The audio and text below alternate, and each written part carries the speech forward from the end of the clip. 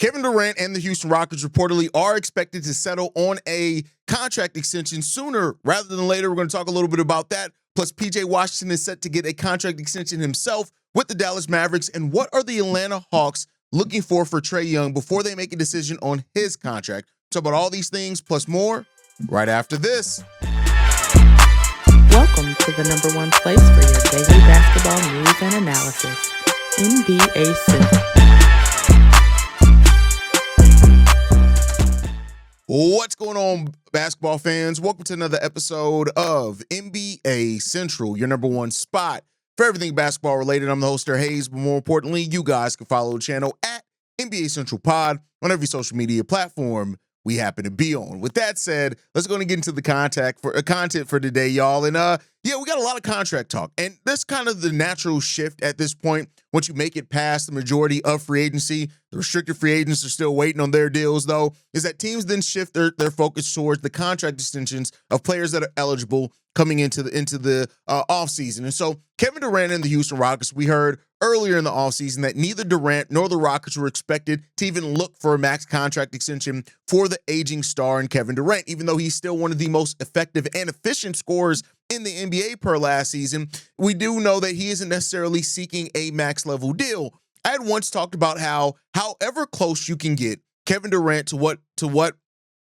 Jalen Green's contract was expected, that's savings for you, right? Like that's necessarily savings for you when it comes down to it. But I do think that when you look at it, Kevin Durant is going to get more than that. It just depends on how much less than the max is he willing to take with the Houston Rockets. And so now hearing that him and the Rockets are kind of expected to get a contract extension done sooner rather than later, I think that's a smart move, right? Like, of course, the Houston Rockets are taking on a little bit of risk, right? Anytime you add a player, of course, on paper, you're focusing on the things that could go well. We've seen players that should, or that the hope was that they were fit in on a team, not necessarily going that way before. So, we'll see what happens overall with that one. But I do think that with Kevin Durant being close to the over 38 rule, and that means that he's going to be limited to being on a 3-year contract at the most of what he can get, and that includes his current season. That would mean that they would be adding 2 years roughly to his deal. So what would they be adding there? And that's that's the question with the Rockets. They're likely going to be a luxury tax team. I don't know if they can avoid that with the young players they have that are coming up, but they're going to want to avoid, of course, going over the second tax apron, which is where most teams are going to want to avoid, especially until they are sure. Now, if the Rockets do win a title this year or something crazy like that happens, then that's what it's going to come down to. Now, I think Durant is also going to be motivated to helping the Rockets keep their cap sheet as clear as possible. Like, this is Durant wanting to get a title, and if he has a great chance here to add to a young core of players that then could very well extend his career, especially as Amen Thompson grows, Jabari Smith, what happens there. And that's a big question here. So, seeing what the future holds for Kevin Durant and the Houston Rockets is going to be one of the things to watch over the course of what that number could look like when it comes to him. But reportedly, both sides have been discussing a new deal, and they haven't just necessarily nailed down those terms yet. But with both sides not necessarily looking for a max level extension, hopefully that gets done sooner rather than later. But let me know what you guys think. I know a lot of the Houston Rockets fans weren't necessarily the biggest on the Rockets potentially trading for Kevin Durant, but now that he is here, what would you like to see a fair contract extension signed for him? The over $50 million, probably not going to happen for him, right? But you get him at 40, right? I think Jalen Green's contract was around $33 million, if I'm not mistaken. Somebody fact check me on that one. So the closer and closer you get to that, the more actual savings you get on that deal, depending on the view you want to have on that. But let me know what you guys think on that down below. With that said, there has been also an update in PJ Washington and his contract extension, reportedly with the Dallas Mavericks, which is a question there. According to Mark Stein, league sources have said that a contract extension between Washington and the Mavs is likely to come soon.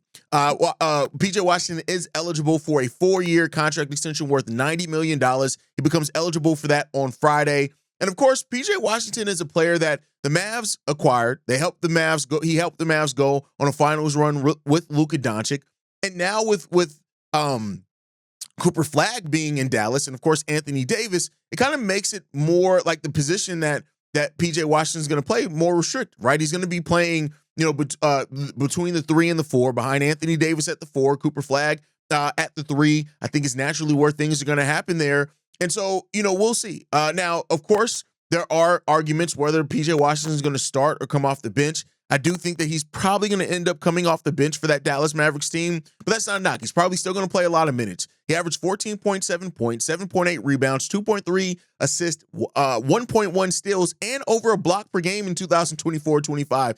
That's a really good production from a role player on your team. And, if they can get in the contribution that he gives on both sides of the ball, could absolutely help them. The fact that he can play multiple positions, multiple roles on offense, as well as be a defender for he's only 27 years old. There's a lot of reason to believe that the Dallas Mavericks are going to be enticed, and it makes sense for them to keep PJ Washington long term. The question is, it comes down to the money. And I don't know if he's going to get that for 4 years, $90 million.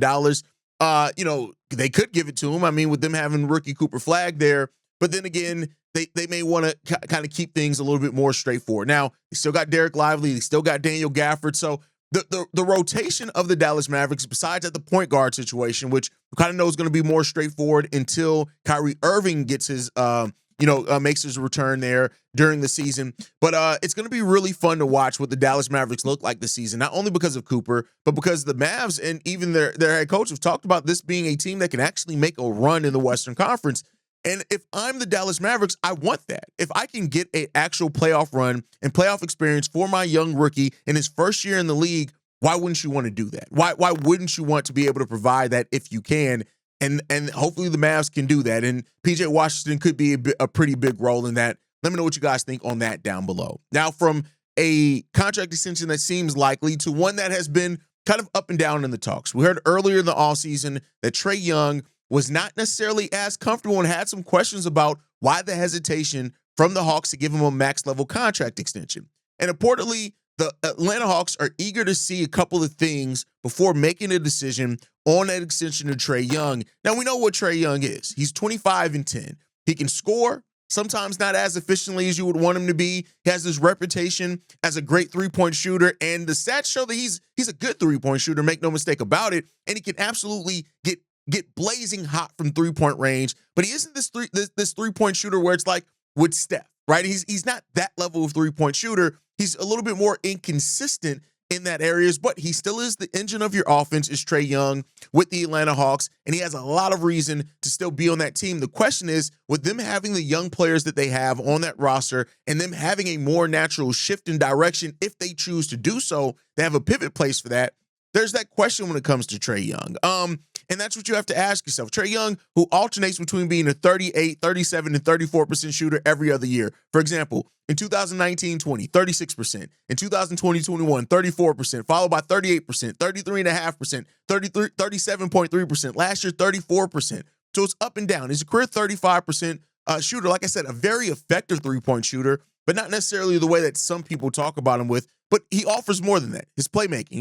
He's increased in his assists per game each of the last 3 years, leading the NBA in assists, those type of things. Mark Stein mentioned this. Atlanta is raring to take an extended look at the partnership between Young and Jalen Johnson before they make a decision, saying this. I'm told that the Hawks are eager to see more of Young alongside swingman Jalen Johnson, who was limited to 36 games last season before suffering a season-ending shoulder injury. And they may make determinations about their big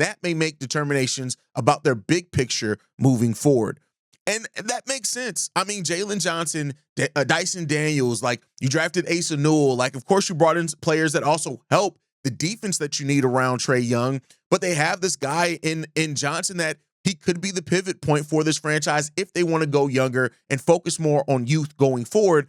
And I mean, you got to kind of understand that if you are the Atlanta Hawks, and they'll make that decision. I think that is going to come to them keeping Trae Young. They're going to move forward. He's played really well with that young core that they're building down there. I don't see any reason why you would want to or need to change that as things stand right now.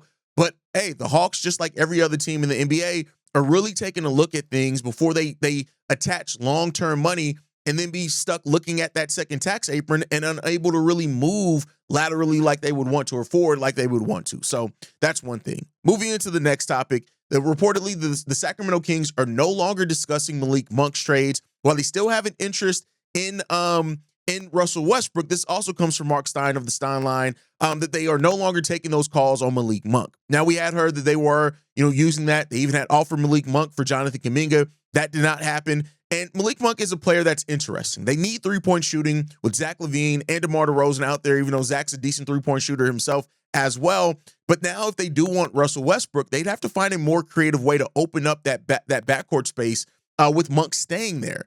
And, they signed Dennis Schroeder to a 3-year deal. We'll see what happens there. They got Devin Carter as another guy that's trying to prove what he can be in the NBA and be in that rotation. So they have some questions there that they have to ultimately answer. But, we shall see what happens there. Malik Monk staying in Sacramento as for now, and maybe that's revisited around the trade deadline. Let me know what you guys think on that down below. Last topic before we get out of here. The ESPN insiders voted on teams that were most likely to take a tumble, meaning take a step back than what they were last season. And while common thought would probably mean the Indiana Pacers, especially with losing Halliburton and losing their center to the Milwaukee Bucks and Miles Turner, the Milwaukee Bucks actually topped that poll with 41 points, followed by the Los Angeles Lakers with 32 points. The Celtics and the Suns tied for third place, and then the Philadelphia 76ers and the Pacers rounding out that list, saying this: the Bucks topped the list because of the mounting uncertainty surrounding the franchise at the perceived end of its contention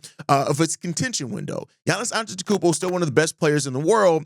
Still, the talent gap between him and the rest of the roster is striking, even after Milwaukee made an unprecedented move to sign Miles Turner in free agency. That's a take, and that is something that the Milwaukee Bucks better damn well hope doesn't become true, because if it does and they take a huge tumble, keep in mind, this is a Milwaukee Bucks team. We talk a lot about the Bucks like they were horrible, and there were some definitely struggles for the Milwaukee Bucks, but they still won 48 games last season. And so now betting on them to take a considerable step back, what does that then look like? And if they are on that path that's clear by leading into the trade deadline, does that lead Giannis Antetokounmpo to changing his mind about staying in Milwaukee, and maybe he asks for a trade at the trade deadline? The questions around Giannis is going to be one of the prevailing things for a while now. And, leading into the trade deadline, everybody's going to be looking at that Milwaukee Bucks team to see where are they headed? What are things going to look like?